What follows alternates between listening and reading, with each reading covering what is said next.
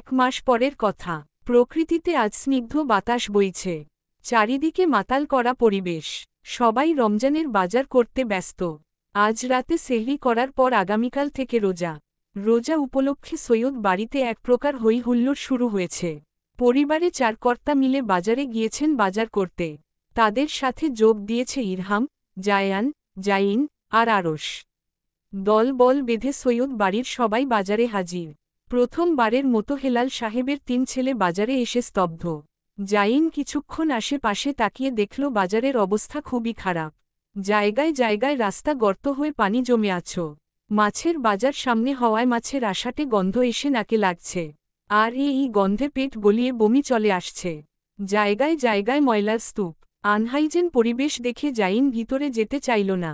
সোহেদ জাইনের দিকে তাকিয়ে বললেন, জাইন দাঁড়িয়ে আছো কেন? জাইন হাত বুকের কাছে আড়াআড়ি ভাঁজ করে বলল, আপনারা চাইলে শপে যেতে পারতেন, লোকাল বাজারে কেন? চলুন গ্রোসারি শপে চলে যাই, ওখানের পরিবেশ ভালো। জাইনের কথায় হেলাল সাহেব তির্যক নয়নে তাকালেন। গলার স্বর উঁচু করে বললেন, এটা ফ্রান্স নয় যে গ্রোসারি শপে ফ্রেশ জিনিস পাবে। এটা বাংলাদেশ, এখানে লোকাল বাজার থেকে ফ্রেশ খাবার দেখে নিতে হয়। আরশ গম্ভীর গলায় ছোট্ট উত্তর করল, আমার জানামতে বাংলাদেশের সব খাবারেই ফরমালিন ব্যবহার করা হয়। জায়ান আরশের কথা নিজের কথা দিয়ে জোড়াতালি দিয়ে পুরো কথা পূর্ণ করল। মাছ, সবজি, মুরগি, গরুর গোস্ত সবকিছুতেই তো ফরমালিন ব্যবহার করা হয়, তাহলে এখানে আপনি কিভাবে ফরমালিন মুক্ত খাবার পাবেন? হেলাল সাহেব রাগান্বিত গলায় বললেন, তাহলে তোমরা 3 ভাই মিলে একটা ফার্ম দিয়ে দাও, যেখানে ফরমালিন মুক্ত গোস্ত পাওয়া যাবে, সাথে মাছ চাষ করে ফেলো। হেলাল সাহেবের বিদ্রূপমূলক কথা শুনে 3 ভাই চোয়াল ঝুলিয়ে দাঁড়িয়ে রইল।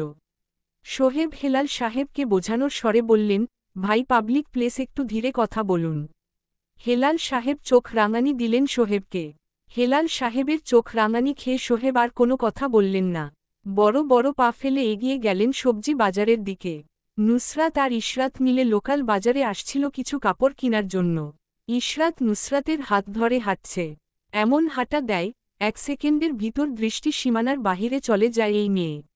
ইশরাত নাক ফুলিয়ে হাঁটতে দেখে নুসরাত ততটা পাত্তা দিল না। ধীরে হাঁট, আমার পা ব্যথা করছে। নুসরাত শুনল না, পা চালিয়ে হাঁটতে লাগল। ইশরাতের হাত ধরে এক প্রকার টেনে টেনে নিয়ে গেল নিজের সাথে। গজ কাপড়ের দোকানে ঢুকল নুসরাত। ইশরাত পিছন পিছন ধীরে সুস্থে ঢুকল। নুসরাতকে ফিসফিস করে বলল, বোন, এই নিয়ে 7 নাম্বার দোকানে ঢুকছিস, এবার ভালো করে একটু বার্গেনিং করিস। এমন প্রাইজ বলিস না যাতে লজ্জায় আমার মাথায় কাটা যায়। আমার বাপের এত টাকা নেই যে আমি দয়ালু হয়ে যত টাকা বলবে তত দিয়ে দিব। নুসরাত কাপড় বের করে বার্গেনিং করতে শুরু করল। ইশরাত বিরক্ত হয়ে দুজনের কথার মাঝে বলল, গজ 75 টাকা দিয়ে দিবেন। দোকানদার রাজি হয়ে গেলেন। নুসরাত ইশরাতের দিকে চোখ রাঙিয়ে তাকাল, দাঁত দিয়ে দাঁত চাপল। ইশরাত নুসরাতের দিকে না তাকিয়ে নিজের ব্যাগ থেকে টাকা বের করে দিয়ে দিল। দুজন দোকান থেকে তর্কাতর্কি করতে করতে বের হল। ইশরাতকে বলল, নুসরাত, আমি এই কাপড় 70 টাকা দিয়ে কিনতে পারতাম, 5 টাকা বেশি দিয়ে কিনেছিস তো কি হয়েছে? 10 গজ কিনেছি, 5 দিয়ে 10 গুণ কর, 50 টাকা লস হয়ে গেল। ইশরাত বিরক্তির স্বরে বলল, কিপটে কোথাকার, আব্বার মতো কিপটে হয়েছিস। আমি কিপটে না, আমি টাকা সংরক্ষণ করছি। হ্যাঁ হ্যাঁ, সব বুঝতে পারছি। ইশরাত আর নুসরাত বাজার থেকে বের হতেই দেখল তরকারি বাজারের দিক থেকে দলবল বেঁধে হেলাল সাহেব বের হয়ে আসছেন। হেলাল সাহেবের সাথে তাল মিলিয়ে আসছেন সবাই। শুধু সোহেদ আর সোহেব ছাড়া এখানে সবাই উপস্থিত। নুসরাত যখন সোহেবকে দেখল তাদের থেকে উল্টো দিকের রাস্তা দিয়ে আসছেন, নুসরাত এক প্রকার ইশরাতকে ধাক্কা মেরে অন্য গলির রাস্তার দিকে পাঠিয়ে দিল। সতর্ক গলায় বলল, চাচ্চু চাচ্চু। নিজে ভাগল ইশরাতের বিপরীত গলির দিকে। সোহেদ সাহেব এসে দাঁড়ালেন। আশেপাশে তাকালেন। নুসরাত আর ইশরাতের মতো কাকে যেন দেখেছিলেন এখানে দাঁড়িয়ে থাকতে। আশেপাশে তাকিয়ে কাউকে না পেয়ে সোহেদ মনে করলেন মনের ভুল, তাই গলার আওয়াজ বাড়িয়ে ভাই ডেকে সামনের দিকে চলে গেলেন। নুসরাত বের হল উনি যেতেই ইশরাতকে গিয়ে দেখল কাচুমাচু হয়ে একপাশে দাঁড়িয়ে থাকতে। নুসরাতকে দেখে ধমকে উঠল, বলেছিলাম না মলে চল, এবার ধরা খেলে কি হতো? আব্বু দেখলে তো এখানেই থাপড়ে লাল করে ফেলত। নুসরাত কথা বলল না। কপালে ভাঁজ ফেলে বড় বড় পা ফেলে এগিয়ে গেল। নুসরাতের হাতে হঠাৎ টান পড়তেই নুসরাত চোখ ছোট ছোট করে পিছনে তাকাল। ইশরাত অসহায় চোখে তাকিয়ে বলল, বাড়িতে চলে যাই, আব্বু দেখলে মারবে। নুসরাত কিছুক্ষণ তাকিয়ে তাকল শান্ত চোখে। আয়, আমি আছি, সামলে নিব, কিছু হবে না। কিছু হলে দায়বার আমার। আমার সাথে এসেছিস, যা হবে তার দায়বার আমার। ওকে। ইশরাত তবুও নড়তে চাইল না। নুসরাত ইসরাতের হাত টেনে নিয়ে গেল। গলি থেকে বের হতেই সোহেবের মুখোমুখি হল। সোহেব আর তারা বিপরীত রাস্তা, ওদের মধ্যে শুধু রাস্তার ডিস্টেন্স। সোহেব রাস্তার ধারে দাঁড়িয়ে কমলা কিনছেন। নুসরাত ইশরাতকে নিয়ে টেনে দোকানের ভিতর দিয়ে ঢুকে মেইন বাজারে বের হল। হেঁটে হেঁটে যেতেই দেখল নাসির সাহেব কোমরে হাত দিয়ে দাঁড়িয়ে কারোর সাথে কথা বলছেন। নুসরাত উল্টো পথ ধরতেই গিয়ে সামনাসামনি হল জাইন, ইরহাম আর আরশের। দুজনের হাতে বাজারের ব্যাগ, ঘেমে নিয়ে কাপড় জবজবে হয়ে গিয়েছে। চোখে মুখে ক্লান্তির ছাপ ভেসে উঠছে। নুসরাতের মুখ দিয়ে বেরিয়ে এলো অস্বাভাবিক বিরক্তির স্বর। জাইনের সাথে ইসরাতের চোখাচোখি হতেই জাইন ভ্রু উচাল। ইশরাত মাথা নাড়িয়ে কিছু না বলে মাথা নাড়াল। নুসরাত বুকে আড়াআড়ি হাত বেঁধে দীর্ঘ শ্বাস ফেলল। পুরো বাড়ি শুদ্ধ মানুষ নিয়ে আসছে বাজারে, সবদিকে ছড়িয়ে ছিটিয়ে বাজার করছে। একেবারে হয়ে গেল রোজার বাজার, তার সাথে নুসরাতের ও বর্তা। কি ভাগ্য, দুজনের কাছ থেকে বেঁচে এসে এদের কাছেই ধরা খেতে হল।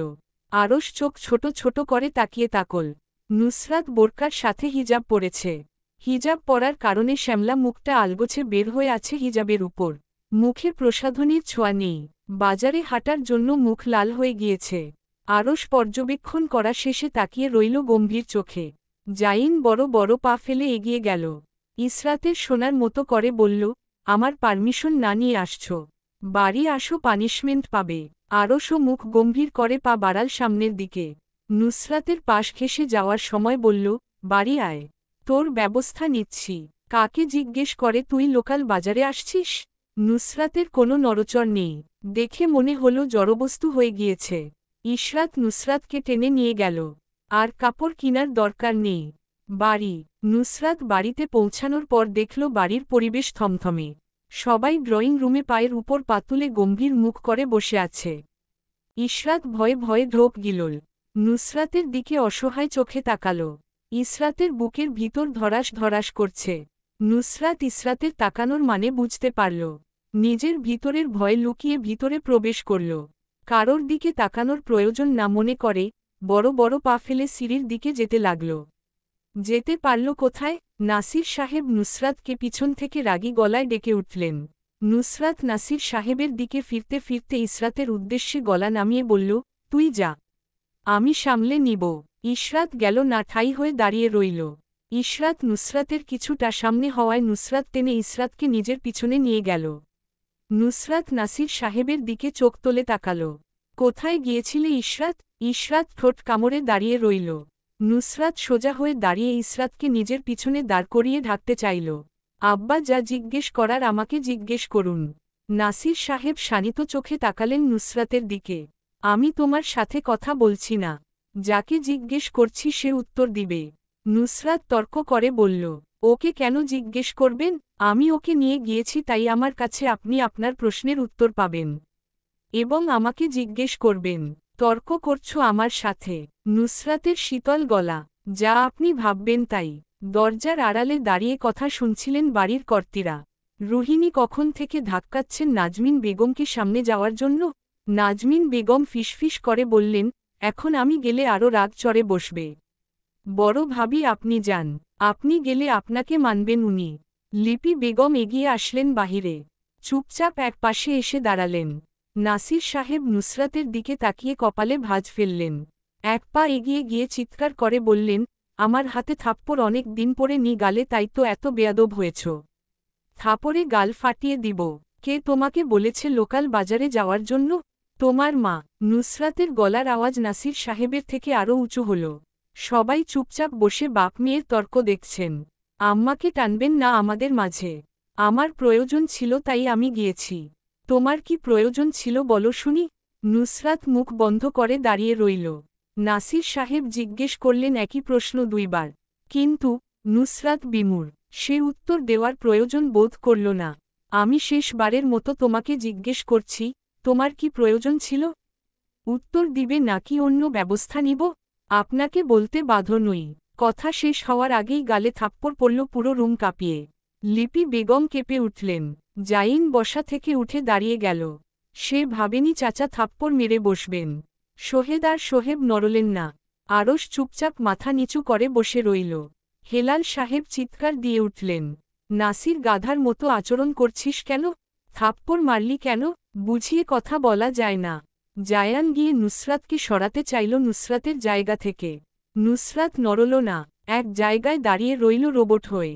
হেলাল সাহেবের কথার উত্তর দিলেন নাসির সাহেব তীব্র ক্ষোভ নিয়ে। আমরা বাপ মেয়ের বিষয় কেউ কথা না বললেই ভালো। বেয়াদব হয়েছে উনি। দুদিন পর পর থাপ্পড় গালে না পড়লে উনি ঠিক হবেন না। এরপরে নাসির সাহেবের কথার বিপরীতে আর কোনো কথা বললেন না হেলাল সাহেব। মুখ বন্ধ করে সোফায় চুপ করে বসে গেলেন। ইরহাম আরশের কানে কানে বলল, ছোট ভাইয়া, এটা না বললেও আপনি পারতেন। আরশ মাথা নিচের দিকে দিয়ে বসে রইল। চোখ তোলে তাকালো না। আমি কিছু বলিনি। চাচা নিজে দেখেছে ওকে বাজারে। নুসরাতের গালে আরেকটা থাপ্পড় পড়ল। নুসরাত গালে হাত পর্যন্ত দিল না। ব্যথায় টনটন করে উঠল গাল। তবুও মুখ গম্ভীর করে দাঁড়িয়ে রইল। গালে স্পষ্ট 5 আঙুলের দাগ বসে গেছে। নুসরাত কণ্ঠনালী ঠেলে কান্না আসল। তবুও কান্না টেনে আটকাল। নাসির সাহেবের দিকে তাকিয়ে তীব্র ক্ষোভ নিয়ে বলল, হ্যাঁ হ্যাঁ, আমাকেই মারুন। আর কাউকে পান না তো হাতের কাছে। যে আমাকে পেল ধুম ধুম করে মেরে দিল। যাকে নরম পেলেন আপনারা তার উপর গরম দেখালেন। যা করার করে নিন, আর তো পাবেন না কাউকে। আমি বাজারে গিয়েছি, বেশ করেছি। আমার যা ইচ্ছা তাই করব। আমি নিয়ে গিয়েছি আপনার মেয়েকে। সব দোষ আমার। এই বাড়ির বাচ্চারা বেয়াদবি শিখছে আমার জন্য। সব কিছুর জন্য আমি দায়ী। খুশি সব দোষ স্বীকার করে নিলাম। নুসরাত দু হাত নাসির সাহেবের সামনে এনে বলল, আমাকে মাফ করে দিন। আমার মতো বেয়াদবের জন্ম দিয়েছেন, তাই আপনাকে অনেক অনেক শুকরিয়া। আমার জন্য সৈয়দ বাড়ির সব বাচ্চারা বেয়াদবি শিখছে, এবং ভবিষ্যৎ যা শিখবে তাও আমার জন্য। নুসরাত পায়ের জুতো খুলে উড়িয়ে ফেলল রাগে। হাতের কাছে কিছু পেলা না, তাই মাথার হিজাব টেনে খুলে ঢিল মেরে দূরে ফেলল। পায়ের কাছে ডাস্টবিন পেয়ে সেটা এক লাথ মেরে দিল। ডাস্টবিন উড়ে গিয়ে দূরে পড়ে ফেটে গেল। সিঁড়ি দিয়ে উপরে গটগট শব্দ করে রুমে ঢুকল। রুমের দরজার উপর সব রাগ ভাঙল। দরজা লাগানোর শব্দ বাড়ির প্রতিটা দেওয়ালে প্রতিধ্বনি হল। তারপর দরজার মধ্যে ধূপ ধাপ শব্দ হল। নাসির সাহেব শুধু চুপচাপ দাঁড়িয়ে রইলেন নিজ জায়গায়। তিনি জানেন, এখন তার উপরের সব রাগ রুমের দরজার উপর লাথ মেরে মেরে শেষ করবে। রাত ৩টা। সৈয়দ বাড়ির সবাই সেহেরি খেতে নিচে নামল। টেবিলে সবাই উপস্থিত থাকলেও নুসরাতের দেখা মিলল না। ইসরাতের দিকে তাকিয়ে গম্ভীর গলায় বললেন, তোমার বোন কোথায়? নাসির সাহেবের যেমন প্রশ্ন ইসরাতের তেমন উত্তর। আপনার মেয়ে রুমে। নাসির সাহেব গাল ফুলিয়ে জিজ্ঞেস করলেন, বের হয়নি? জি না। নাসির সাহেব আর কোনো কথা বললেন না। থমথমে মুখে সেহেরির শেষ করে হাত ধুয়ে নিলেন। ফজরের আজানের আগে বাড়ির সকল পুরুষকে নিয়ে নামাজ আদায় করার জন্য চলে গেলেন মসজিদে। নাজমিন বেগম নুসরাতের দরজার বাহিরে গিয়ে নক করলেন।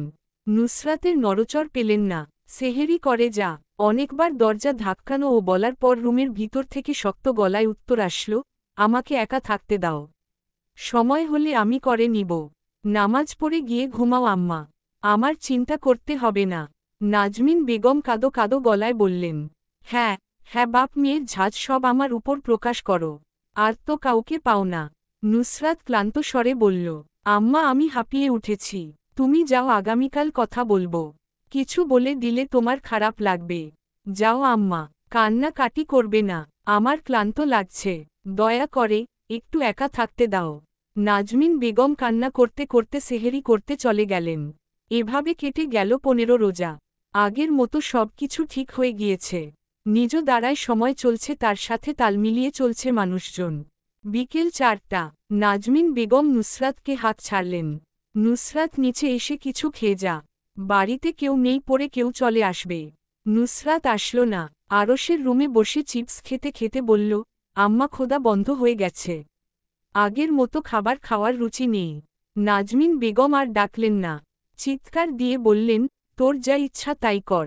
পরে বলিস না খিদে লেগেছে। আরশ বাড়িতে আসলো বিকেল 5টার সময়ে। রমজানের মাস আসার পর থেকে আরশের রুটিন হয়ে গিয়েছে এই টাইমে বাড়িতে আসা। একে একে সবাই এসে যাবে আজানের আধ ঘণ্টা আগে বাড়িতে ইফতার করার জন্য। আরশ লিপি বেগমকে উদ্দেশ্য করে বলল, মাম্মা এসে গিয়েছি। লিপি বেগম কিচেন থেকে বললেন, হু। আরশ পা চালিয়ে রুমে যেতে লাগল। টাই গলা থেকে খুলতে খুলতে রুমের নবমোচড় মারল। নুসরাত ধরফর করে চিপসেরও প্যাকেট বালিশের নিচে ঢুকাল। মনে করল আহান এসেছে। হাত দিয়ে মুখ মুছে মুখের খাবার গিলার চেষ্টা করল। তাড়াহুড়ো করাই চিপস গলায় আটকে কাশি উঠে গেল। আরশ টাই খুলতে খুলতে নুসরাতের দিকে ভ্রু কুঁচকে তাকাল। কি হয়েছে? নুসরাত মুখ চেপে কাশতে কাশতে চোখে জল চলে আসল। আরশের কথার উত্তর না দিয়ে বেডসাইড টেবিল থেকে পানির বোতল নিয়ে ঢক ঢক করে পানি খেয়ে নিল। আরশ হা করে তাকিয়ে বলল, এই রোজা ভেঙে ফেললি কেন? তুই রোজা রাখিসনি। হায় আল্লাহ, তোর তো গুনাহ হবে। তুই রোজা ভেঙে পানি খাচ্ছিস। ছিহ ছিহ। নুসরাত বিরক্তি নিয়ে চোখ তোলে আরশের দিকে তাকাল। আরশ এখনও শোকর থেকে বের হতে পারেনি। হা করে নুসরাতের দিকে তাকিয়ে প্রশ্নের উত্তর পাওয়ার আশায়। নুসরাত পাত্তা দিল না। বালিশের নিচ থেকে চিপসেরও প্যাকেট বের করে টুকটুক করে মুখে ঢুকাল। আরশ স্তব্ধ নয়নে কতক্ষণ তাকিয়ে তাকল। যখন মাথা ধরল নুসরাত কি কারণে পানি খাচ্ছে, তখন নিজের মূর্খতার জন্য নিজেকে গালি দিল বলদ বলে। পরের দিন থেকে শুরু হলো নুসরাতের অত্যাচার আরশের উপর। তার সামনে বসে খাবার খায় দাঁত কেলিয়ে কেলিয়ে। আরশ যদি বারান্দায় যায় সেখানে নুসরাত খাবারের বাটি নিয়ে হাজির হবে। তারপর আরশকে দেখিয়ে দেখিয়ে খাবার খাবে। আরশ যদি নুসরাতের দিকে না তাকায় নুসরাত মুখ চেপে ধরে নিজের দিকে ফিরিয়ে নে। আরশ নুসরাতের এই ধরনের অত্যাচারে প্রচুর বিরক্ত। ইসরাতের সাথে সেইম ঘটনা ঘটছে। প্রথম দিকে ইশরাত রোজা ভেঙে খেয়েছিল, তখন নুসরাতকে লালসা দিয়েছিল খাবার দেখিয়ে। আর এখন নুসরাত তার সামনে বসে গাপুস গুপুস করে সারাদিন খাবার খায়। ইশরাত যদি মুখ লুকিয়ে ফেলে তার পাশে বসে আহা কি সুন্দর গ্রান খাবারের বলবে। নুসরাতের এই অত্যাচার শেষ হল গিয়ে 20 রোজার দিন। ইশরাত আর আরশ 20 রোজার দিন শান্তির শ্বাস ফেলল। বাঁচা গেল 24 রোজার দিন। নুসরাত আর ইশরাত মাগরিবের নামাজ পড়তে বসল এক জায়নামাজে। নুসরাত আগে নামাজ পড়তে বসায়, তার ফরজ নামাজ 3 রাকাত আগে শেষ হয়ে গেল। ইশরাত মাগরিবের ফরজ নামাজ শেষ করে টেবিলের উপর থেকে আপেল নিয়ে নুসরাতের মুখে ঢুকিয়ে দিল। নুসরাত কামড়ে কামড়ে আপেল খেতে লাগল। মুখে আপেল থাকায় নামাজ পড়তে পারছে না সে। ইশরাত হাসতে হাসতে মেঝেতে শুয়ে পড়ল। নুসরাত কোনো রকম হাসি আটকিয়ে নামাজ শেষ করল। ইশরাত যখন নামাজ পড়তে নিবে নুসরাত আপেলের টুকরো ইশরাতের নাকের ধায়, ঠোঁটে, মুখে জোর করে ঢুকিয়ে দিল। নামাজের মধ্যে ইশরাত অট্টহাসি দিয়ে উঠল। তারপর আবার অজু করে এসে দুজন প্রথম থেকে নামাজ পড়ে শেষ করল। নামাজ শেষে দুজনের মধ্যে মারামারি লেগে গেল। এক পর্যায়ে সেটা চুলোচুলিতে গড়াল। ঈদের দিন সকাল সকাল ইশরাত ঘুম থেকে উঠে গোসল করল। সৈয়দ বাড়িতে প্রত্যেক বার ঈদে এক প্রকার জম লেগে যায় কার আগে কে গোসল করবে তা নিয়ে। ইশরাত গোসল করে জাইনকে ঘুম থেকে তোলে দিল গোসল করার জন্য। জাইন ঘুম থেকে উঠে আড়মোড়া ভেঙে গোসল করতে চলে গেল। গোসল শেষ করে এসে জাইন দেখল ইশরাত চুল আছড়ে নিচ্ছে। জাইন ইশরাতকে পিছন থেকে জড়িয়ে ধরে ইশরাতের চুলের মধ্যে নাক ডুবাতেই বাহিরে নক করার শব্দ আসল। জাইন বিরক্ত হয়ে দরজার দিকে তাকাল। তার রোমান্টিক মুডের দফা রফা হয়ে গিয়েছে। ইশরাত মৃদু গলায় বলল, দেখুন গিয়ে কে এসেছে। জাইন রাগে কিরমির করে বলল, আর কে আসবে? তোমার বোন আসছে। জাইন হম্বিতম্বি করে এগিয়ে গেল। আজ সে এসপার উসপার করে ছাড়বে এই হাড্ডির। দরজা খুলতেই নাজমিন বেগমের মুখ ভেসে উঠল। বাবা, তোমার চাচারা রেডি নিচে বসে আছে। তাড়াতাড়ি যাও রেডি হয়ে, পরে ঈদের নামাজে যেতে লেট হয়ে যাবে। জাইন আসছি বলে রুমে আসল। পাঞ্জাবি পরে, আতর লাগিয়ে, চুলগুলো সুন্দর করে আছড়ে মাথায় টুপি পরে, রেডি হয়ে গেল। ঠোঁটে মৃদু হাসি ঝুলিয়ে ইশরাতের কপালে সফট চুমু দিয়ে বলল, আসছি। ইশরাত পায়ে হাত দিয়ে সালাম করল। জাইনের ঠোঁটে হালকা চুমু খেয়ে, হাত পেতে বলল, আমার সালামি নামাজ থেকে আসার পর দিব। ইশরাত মাথা নাড়াল। জাইন আসছি বলে রুম থেকে বের হয়ে গেল। নামাজ শেষে সবাই মসজিদ থেকে বের হয়ে কোলাকুলি করল। জাইন, জায়ান, ইরহাম আর আহান সবাই সবার সাথে কোলাকুলি শেষে সোসাইটির মানুষের সাথে কথা বলতে লাগলেন। এক অপরকে নাস্তার দাওয়াত দিতে লাগলেন। প্রায় 10টার দিকে বাড়ির পুরুষরা সব বাড়িতে আসলেন। তাই রুহিণী বেগম ঝর্ণা বেগম তাদের সেমাই, পিঠা, মিষ্টি জাতীয় খাবার দিতে লাগলেন। মা চাচিদের সাথে কুলসু বিনিময় শেষ করে জাইন রুমের দিকে গেল। রুমে গিয়ে ইশরাতকে খুঁজল কিন্তু পেল না। তাই ফোন নিয়ে ব্যস্ত হয়ে গেল। কিছুক্ষণ পর ইশরাত রেডি হয়ে রুমে আসল। আসসালামু আলাইকুম। জাইন উপরের দিকে তাকাল। তাকিয়ে মুচকি হেসে বলল, ওয়ালাইকুম আসসালাম ওয়াইফি। সালামের উত্তর দিয়ে বিছানা থেকে উঠে দাঁড়াল জাইন। ইশরাতকে হালকা হাতে জড়িয়ে ধরে কপালে চুমু খেল। You are looking so pretty. Ishrat হালকা করে হাসল। আপনাকে অনেক হ্যান্ডসাম লাগছে। সালামি দিন এবার। এমন সময় রুমে আহান আর আরিশা আসল। গলার আওয়াজ বাড়িয়ে চিৎকার করে বলল, ভাইয়া। জাইন আর ইশরাত নিজেদের মধ্যে দূরত্ব বাড়িয়ে নিল। জাইন গম্ভীর গলায় বলল, ভিতরে আসো। আসসালামু আলাইকুম ভাইয়া ছোট আপু। হালকা হেসে জাইন আর ইশরাত সালামের উত্তর দিল। ভাইয়া আমাদের সালামি দাও। জাইন কোনো কথা না বাড়িয়ে 1000 টাকার বান্ডিল বের করে আরিশা আর আহানকে দিল। ইশরাত আরিশা আর আহানের হাত থেকে টাকাগুলো নিজের হাতে নিয়ে নিল। এগুলো আমার চাই। ইশরাত তোমার জন্য আছে ওদেরগুলো ওদের দিয়ে দাও। ইশরাত জিদ্দি গলায় বলল, না আমার ওদেরটা লাগবে। তুমি কি শিওর ওদেরটা তুমি নিবে? হ্যাঁ আমি শিওর। আমি আবার বলছি তুমি কি শিওর? 110% শিওর আমি। এখানে কত আছে টাকা? 50,000। 50,000। আর আহান আরিশা তোমরা দুজন কিন্তু সাক্ষী ইশরাত বলছে সেইগুলা নিবে। আহান আর আরিশা হ্যাঁ বোধক মাথা নাড়াল। তাহলে তোমার গুলো ওদের দিয়ে দিই। পরে আমাকে কিছু বলতে পারবে না। ইশরাত মাথা নাড়াল। সে কিছু বলবে না বলে। জাইন আহান আরিশার দিকে তাকিয়ে বলল, আহান আরিশা তোমরা এখানে অপেক্ষা করো আমি তোমাদের জন্য নিয়ে আসছি তোমাদের সালামি। জাইন রুম থেকে বাহিরের দিকে গেল। কিছুক্ষণ পর জাইন একটা বুকে নিয়ে আসলো যেটা $100 দিয়ে বানানো। বুকেতে কমপক্ষে 50টার মতো $100 নোট। ইশরাত অবাক হয়ে তাকালো যখন বোধগম্য হল এগুলো জাইন এখন আহান আর আরিশাকে দিয়ে দিবে তখন আহান আর আরিশা টাকাগুলো ওদের ফিরিয়ে দিল ইশরাত। লাফ মেরে জাইনের পেট জড়িয়ে ধরল। আরিশা আর আহান তারা তাদের সালামি পেয়ে আলগোছে চলে গেল। এখন অন্য ভাইয়াদের কাছে তারা তাদের সালামি পাবে। এবারের ঈদ বেস্ট ঈদ। এগুলো আমার। না এখন এগুলো তোমাকে দেওয়া যাবে না।